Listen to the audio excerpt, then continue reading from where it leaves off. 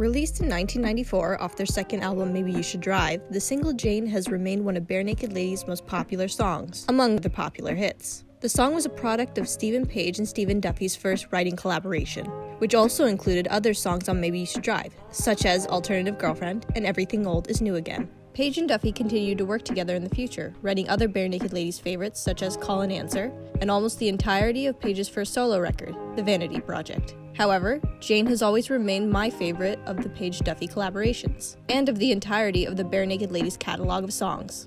So knowing that, I'm gonna tell you what really fucked my shit up today.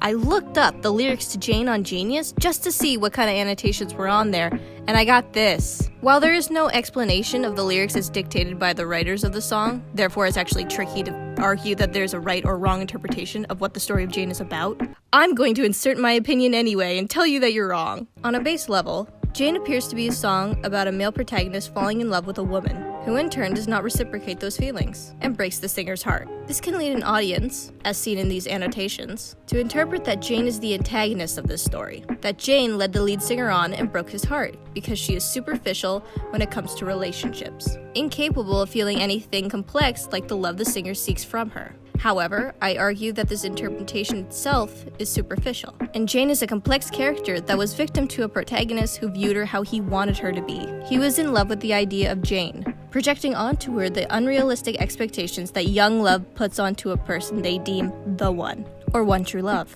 I'm defining young love in this case as the romantic, fantastical perception of love that most teens and young adults have, which was informed by films, television, and other forms of media and art. This seems to present criticism towards young male fantasies of what they perceive to be the ideal or perfect woman. Literary analysis time! Let's go! Let's analyze some freaking lyrics, boys! Okay, verse 1. Let's look at the lyrics. The girl works at the store, sweet Jane St. Clair was dazzled by her smile while I shopped there. It wasn't long before I lived with her. I sang her songs while she dyed my hair. This verse depicts the beginning of Jane and the singer's relationship. In the first two lines, the singer sees and subsequently meets a clerk named Jane St. Clair at the store. The tone of the lyrics suggests a meet-cute.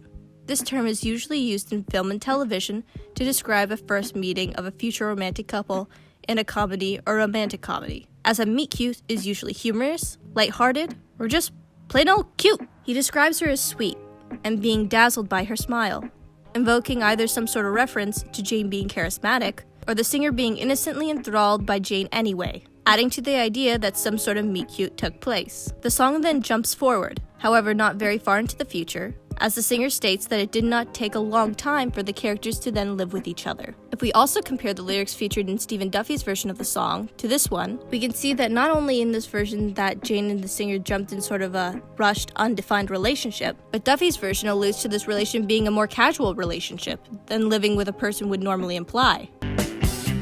Wasn't long before I slept with her. However, the Barenaked Ladies version of Jane still alludes to the idea that the relationship was a casual one, and will come up again throughout the song. The last line is, okay. This one's kind of my favorite. The imagery? It's a chef's kiss. Absolutely gorgeous. Gorgeous imagery. Come on, who did that? You're not in trouble. Which one did it? But I also love it because it very much illustrates the dynamic between the singer and Jane, through symbolism of Jane dyeing the singer's hair while he sings to her. While it can be interpreted as intimate and very romantic, the line speaks more to Jane's dominance over the singer, and her dominance comes in the form of maturity. She has control in the relationship, and she's not blinded by a young and naive love like the singer is. The singer is just cooing to her, while she's over top of him dyeing his hair. Jane is coming at this relationship from a more emotionally mature place, where she knows what the fuck is up, and can read the singer like a book. More on that in the second verse. First chorus. Jane, divided, but I can't decide which side I'm on. Jane, decided, only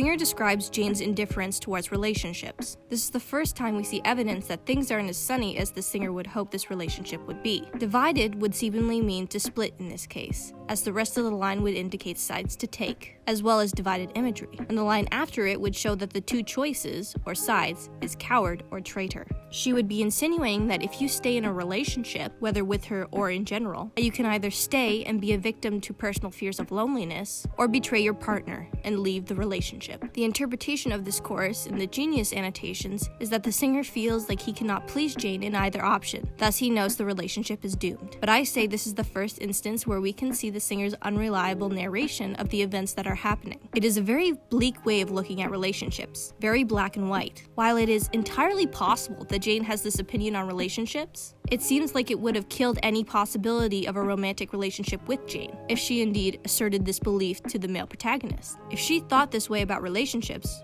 why would she have gotten into one herself? It would make no sense unless the relationship was very casual, or the singer is using hyperbole and metaphor to blame her for the relationship's failure, or both, honestly.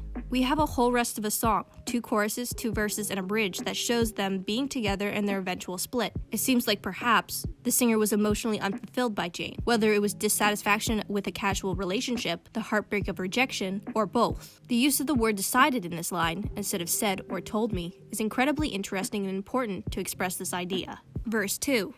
I'd bring her gold and frankincense and myrrh. She thought that I was making fun of her. She made me feel I was 14 again.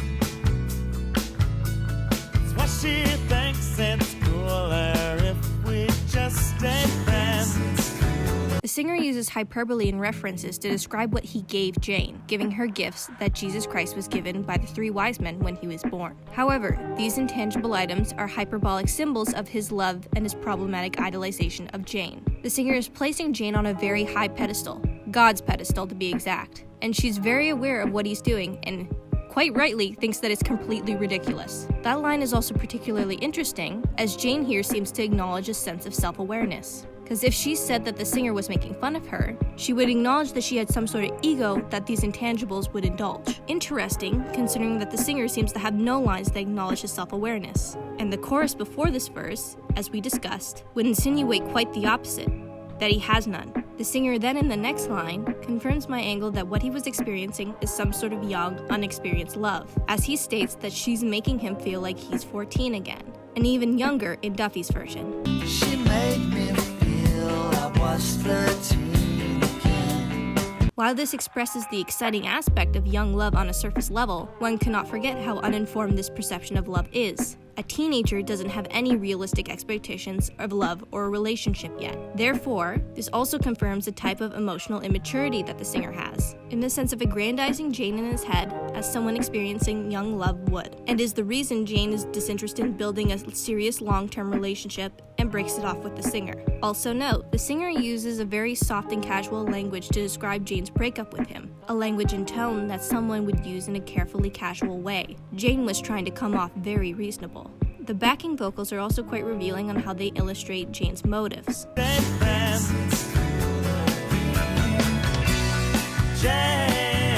She thinks it's cooler being Jane. She doesn't want to be restricted by anyone, especially the singer who is mentally restricting Jane to his own idea of who she is. He has confined her to being the one for him. Chorus 2.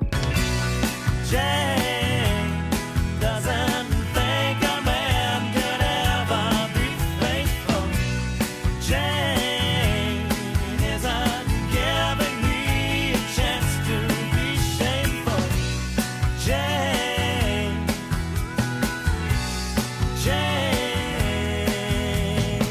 I just sort of realize now how kind of fucked up these lines are. So, in this chorus, the singer again describes Jane's opinion on men and his frustration that she isn't giving him a chance. But how this is worded is so telling. The chorus is virtually the same format as the last chorus. Duh. But because of this, we can also be skeptical of what the singer is saying about Jane's opinion of men, Again, while it is completely possible that these are Jane's raw, unfiltered opinions about men, why would she want a serious relationship with the male protagonist, as he wants? She wouldn't. So the relationship here is clearly unbalanced, as the protagonist is in love with her and she isn't. Even if we keep these assertions at face value, Jane keeps giving the protagonist reasons why they cannot be a legitimate couple. The relationship is complicated, but is still undefined, and Jane keeps telling him that this relationship is casual, as evident by dismissing him. And people are either cowards if they stay in a relationship or traitors if they leave. However, as brought up before, this narrator could be completely unreliable and is just trying to shift blame onto Jane for the relationship ending by exaggerating her opinions, as he was hurt by her request to keep the relationship casual. And he answers her opinions on all men cheating by saying, "She isn't giving me the chance to be shameful." Shameful for what, you may ask? Well, we know he's commenting on Jane's opinion on men's fidelity. She isn't giving me a chance to be shameful. She isn't giving me a chance to cheat. What the fuck? Who says that? What kind of asshole just says that? Do I need to explain why that's fucked up? I think just pointing it out is good enough. Not only does this speak to the singer's immaturity, but let's say that the singer here is joking. Still, wow. That's such a shitty thing to say about a girl you're in love with. The bridge. I wrote a letter, she should have got it yesterday. But life could be better by being together, is what I cannot explain to Jane. The singer says that he sent Jane a letter, presumably after they split. He muses about how the letter should have got there yesterday, which would perhaps imply that he is anticipating a reply. This, paired with the next lines, would imply that the letter was about getting back together. However, the singer admits that he was unsuccessful in getting Jane back, because he himself cannot explain this concept of life being better by being together to Jane. I wonder why. Verse 3. The girl works at the store, sweet Jane sings. Still dazzled by her smile while I shop with the girl. No promises as vague as heaven. No Juliana next to my heaven. This verse is set relatively in the present, as the singer is now reflecting on life after Jane has left him. The first two lines of this verse parallels the first verse's first two lines, the beginning of the story, thus creating a sense of closure or an end to the story. And because the story doesn't have a particularly happy ending, it also creates some sense of catharsis. Note the word shoplift changed from shop, once again calling attention to the immaturity of the singer, and how he has probably not learned from his experience with Jane at all. The singer then uses simile to describe promises. Considering the context of the line, the singer is making reference to promises that Jane never made him, as she remained adamant about the relationship being casual. Jane may have broken his heart, but she never made any type of commitment towards him. He says that there were no promises as vague as heaven, referring to the idea of an afterlife in religious texts, specifically the Bible, and another piece of Christian imagery found within the song. Both pieces of imagery represent young love and unhealthy idolization, but also calling attention to how vague the promise of heaven, glorious afterlife, can be. Many theologians and philosophers have called into question how great heaven could truly be, considering how vague the rules can be on how to get in, and a multitude of other reasons, like, is everlasting life even a good thing? Even with these arguments, there is no proof of the existence of heaven, nor the non-existence of heaven. The singer is once again calling to his unfulfillment, coming to terms that she has never promised him everlasting bliss like young love would suggest, or never promised him anything as unclear as the concept of heaven may suggest, or both. The final line compares the singer and Jane to Juliana and Evan through metaphor. Juliana and Evan is a reference to Evan Dando and Juliana Hatfield, both popular musicians within the 90s, as Evan was the frontman for the band The Lemonheads, and Juliana often toured with them, accruing her own following in the alternative rock scene, especially in Boston. Hatfield and Dando were often publicized for the speculation of their relationship. While most people reporting theorized that they were together, they denied ever having a romantic relationship. However, this seemed to do little for the press, and gossip continued. The Genius annotations again, however, I think made the wrong conclusion of why this comparison was made, and I'll tell you why. I think it's very telling that our singer here would romanticize a relationship that was never real, and force two people he and others thought would make a good pair into a perfect committed romantic relationship, just like how he did with Jane. In Duffy's version, this comparison is actually between Lawrence and Vivian. No longer Lawrence to your Viv. No longer referring to famous actors Sir Laurence Olivier and Vivien Leigh. While this relationship was romantic and committed, it started out as an affair and ended with multiple affairs, not to mention marred with stress over Vivian's complications with bipolar disorder. Both these comparisons are problematic, and both shouldn't be anyone's ideal for a serious committed relationship. And yet they're the singer's ideal. It's clear that the singer went in with a problematic view on love and exited the casual relationship with the same problematic view on love. He didn't learn jack shit. Chorus 3. Jane, desired by the people at her school and work. Jane is tired 'cause every man becomes a lovesick jerk. Jane, come on.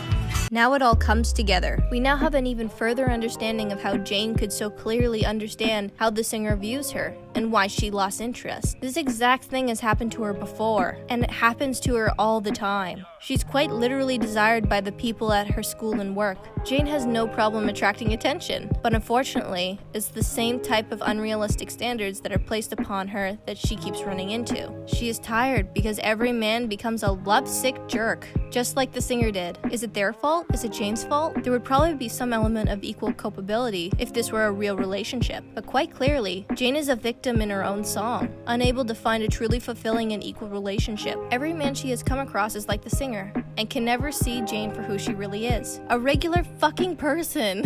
Even if this is another exaggeration of Jane's feelings as told by the singer, if the hyperbole is stripped down, we can still gather the same information, just toned down slightly. The singer is essentially admitting, perhaps in either a passive-aggressive way or a defeated way, that he understands Jane's plight of not being able to find an equal relationship. Jane is done with this kiddie shit. She wants a mature partner to build a healthy and fulfilling and equal relationship, something that the singer clearly couldn't bring to the table. That's it. I'm done. Don't come after my girl Jane like that. This song's too freaking cool for that shit, dude. So, it turns out Jane is the normal, smart person in this story. What a shocker. The singer and Jane met, were having a nice casual relationship, and when the singer was putting on the heat, with a disregard to what they agreed to, she went, "That's not what I agreed to," and respectfully dipped the fuck out, like an adult. This story is far more complex than a surface-level interpretation of the lyrics. So, I think what Steven Squared was going for here was a commentary on the male idolization of women they deem the one, or one true love. While the idea of the one isn't strictly a male fantasy, women both have this idealization, and it's still problematic of women to try to enact this fantasy. Because the situation is from the male point of view, problems arise that we can assume are commentary on how men perceive their ideal perfect partner. Perfect is the key word here, as their perceptions are clouded by the notion of the one true love, and are either dismissive or agitated when presented with reality. That reality being that the person who you've chosen to be the one is an ordinary individual with not only flaws, but thoughts, feelings, interests, and ambitions which don't have anything to do with you in the slightest. The idea of the one suggests that this person was made for you, and you were made for them, but that idea is completely wrong. You weren't meant to be. You're just together. Or you aren't. Alright, now I'm done.